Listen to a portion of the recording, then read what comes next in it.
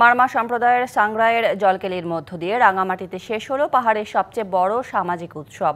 তরুণ তরুণীরা একে অপরের গায়ে জল ছিটিয়ে নেচে গেয়ে পার করেছে দিনটি।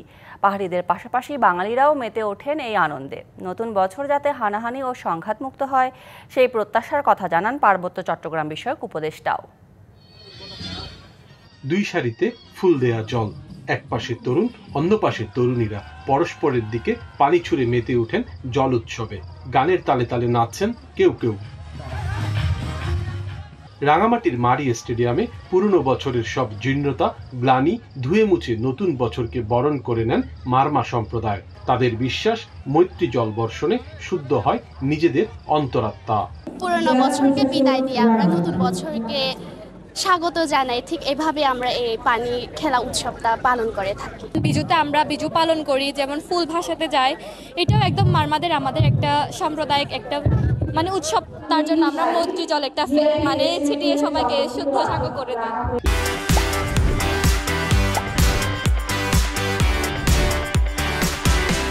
জল উৎসবকে কেন্দ্র করে পাহাড়ি বাঙালিদের মিলন মেলায় পরিণত হয় পুরো এলাকা। উৎসবে যোগ দিয়ে উচ্ছ্বসিত বিদেশি অতিথিরাও। দৃশ্যটি দেখতে খুবই মনোমুগ্ধকর। এখানে আসতে পেরে আমি খুবই আনন্দিত বোধ করছি। সম্মিলিত ঐক্যে সাম্প্রদায়িক সম্প্রীতি বজায় রাখার প্রত্যয় আয়োজকদের। এই পানি খেলার মাধ্যমে আমরা বার্তা দিতে চাচ্ছি যে আমাদের হিল ট্যাক্সে যেটা সম্প্রীতি আছে, পাহাড়ি বাঙালি জাতিগোষ্ঠী রয়েছে, আমরা সবাই একসাথে এই জলকেলি উৎসবটা আমরা পালন করে থাকি।